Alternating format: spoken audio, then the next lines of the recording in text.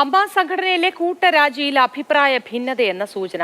ഏതാനും പേർക്കെതിരെയുള്ള ആരോപണത്തിന്റെ പേരിൽ ഭരണസമിതി രാജിവെക്കേണ്ടതില്ല എന്നായിരുന്നു ചില അംഗങ്ങളുടെ നിലപാട്. നടിമാരായ അനന്യയും സരയുവുമാണ് വ്യത്യസ്ത അഭിപ്രായം അറിയിച്ചത്. വിവരങ്ങളുമായി പ്രദീപ് ജോസഫ് ചേരുന്നു. പ്രദീപ്, നമസ്കാരം. വ്യത്യസ്ത അഭിപ്രായങ്ങളുമായി അമ്മയിൽ തന്നെ ഭിന്നത തുടരുകയാണ്. ഇനി ഈ അമ്മ എന്ന സംഘടന, AMMA എന്ന സംഘടന, association of Malayalam movie actors, ഇതിന്റെ ഭാവി എന്താവും? തുടർന്നുള്ള അംഗത്വങ്ങൾ അതെങ്ങനെയാവും? ഇന്നലെയാണ് അമ്മയുടെ എക്സിക്യൂട്ടീവ് കമ്മിറ്റി രാജിവെക്കുന്നതായി മോഹൻലാൽ തന്നെ വാർത്താക്കുറിപ്പിലൂടെ അറിയിച്ചത്. ഏകകണ്ഠമായാണ് രാജി എന്നായിരുന്നു ആദ്യമുണ്ടായിരുന്ന ധാരണ. എന്നാൽ പൂർണ്ണമായും ഏകകണ്ഠമായിരുന്നില്ല എന്നാണ് ഇപ്പോൾ പുറത്തുവരുന്ന സൂചനകൾ. ഏതാനും നടന്മാർക്കെതിരെ ഉയർന്നു വന്നിരിക്കുന്ന ആരോപണങ്ങളുടെ പേരിൽ എന്തിന് എക്സിക്യൂട്ടീവ് കമ്മിറ്റി ഒന്നടങ്കം രാജിവെക്കണം എന്നുള്ള ചോദ്യം ചില അംഗങ്ങളെങ്കിലും ഉയർത്തിയതായാണ് അറിയുന്നത്. ഈ ഒരു ചോദ്യം പ്രധാനമായും ഉയർത്തിയത് നടിമാരായ അനന്യയും ഒപ്പം സരയുവുമാണ്. കൂടാതെ ടൊവിനോ തോമസും വിനു മോഹനും ഏതാണ്ട് ഇതേ നിലപാട് തന്നെ സ്വീകരിക്കുകയും ചെയ്തു. എന്നാൽ മോഹൻലാൽ ഉൾപ്പെടെയുള്ള മറ്റ് മുതിർന്ന അംഗങ്ങൾ കാര്യങ്ങൾ പറഞ്ഞ് മനസ്സിലാക്കിയതോടെ ഭൂരിപക്ഷ തീരുമാനത്തോട് ഇവരും യോജിക്കുകയായിരുന്നു. അല്ലെങ്കിൽ മോഹൻലാലിൻ്റെയും മറ്റും തീരുമാനത്തോട് ഇവരും യോജിക്കുകയായിരുന്നു.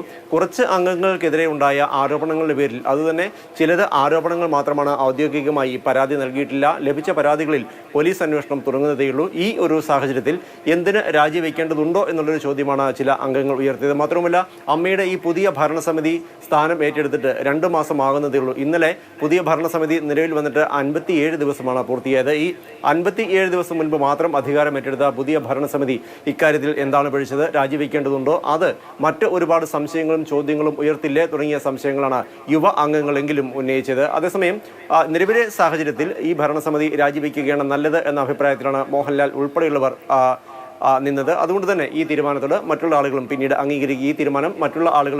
അംഗീകരിക്കുകയും ചെയ്തു. അതേസമയം അമ്മയുടെ ജനറൽ ബോഡി എത്രയും വേഗം വിളിച്ചു കൂട്ടണമെന്നുള്ള ആവശ്യം ഉയരുന്നുണ്ട്. ജനറൽ ബോഡി വിളിച്ചുകൂട്ടി പുതിയ തെരഞ്ഞെടുപ്പ് നടത്തണമെന്നുള്ള ആവശ്യമാണ് പല നടീനടന്മാരും ഉന്നയിക്കുന്നത്. മുൻപ് സൂചിപ്പിച്ചതുപോലെ 2 മാസം മാത്രമേ ആയുള്ളൂ പുതിയ ഭരണസമിതി നിലവിൽ വന്നിട്ട്. അവിചാരിതമായി ആ ഭരണസമിതി പിരിച്ചുവിടേണ്ടി വന്നിരിക്കുന്ന സാഹചര്യത്തിൽ യുവ അംഗങ്ങളും കൂടാതെ വനിതകളും മുന്നോട്ട് വരണം എന്നുള്ളതാണ് പൊതുവിൽ ഉയരുന്ന ഒരു ആവശ്യം. ചലച്ചിത്ര മേഖലയിലെ പ്രമുഖർ തന്നെ ഈ ആവശ്യം മുന്നോട്ട് വെച്ചു കഴിഞ്ഞു. മാത്രവുമല്ല, അമ്മയുടെ ജനറൽ സെക്രട്ടറി സ്ഥാനത്തേക്ക് അല്ലെങ്കിൽ പ്രസിഡന്റ് പദവിയിലേക്ക് ഒരു വനിത വരികയാണെങ്കിൽ ചലച്ചിത്ര മേഖലയിലെ സ്ത്രീകൾ നേരിടുന്ന പ്രശ്നങ്ങൾക്ക് കുറച്ചുകൂടി പരിഹാരം കാണാൻ എളുപ്പമായിരിക്കുമെന്നുള്ളൊരു അഭിപ്രായമാണ് ഉള്ളത്.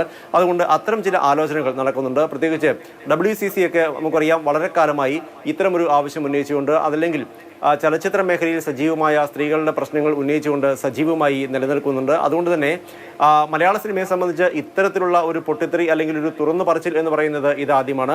ഈ ഒരു സാഹചര്യത്തിന്റെ പശ്ചാത്തലത്തിൽ വനിതകൾക്ക് സൗകര്യപ്രദമായ മറ്റൊരു ആരോപണം നിലവിലുള്ളത്, ഈ താരരാജാക്കന്മാരടങ്ങുന്ന ഈ സംഘടനയിലെ മുതിർന്ന താരങ്ങളെന്ന് പറയപ്പെടുന്നവരിലേക്ക് ഒരു തരത്തിലുള്ള ആരോപണങ്ങളും അന്വേഷണങ്ങളും വരാതിരിക്കാൻ വേണ്ടിയാണ് ഈ സാഹചര്യത്തിൽ വളരെ ഡിപ്ലോമാറ്റിക്കായ ഒരു തീരുമാനം എടുത്തുകൊണ്ട് ഈ സംഘടന പിരിച്ചുവിടുകയും അതിൽ നിന്നൊക്കെ മാറി നിൽക്കുകയും ചെയ്യുന്നത് എന്ന്.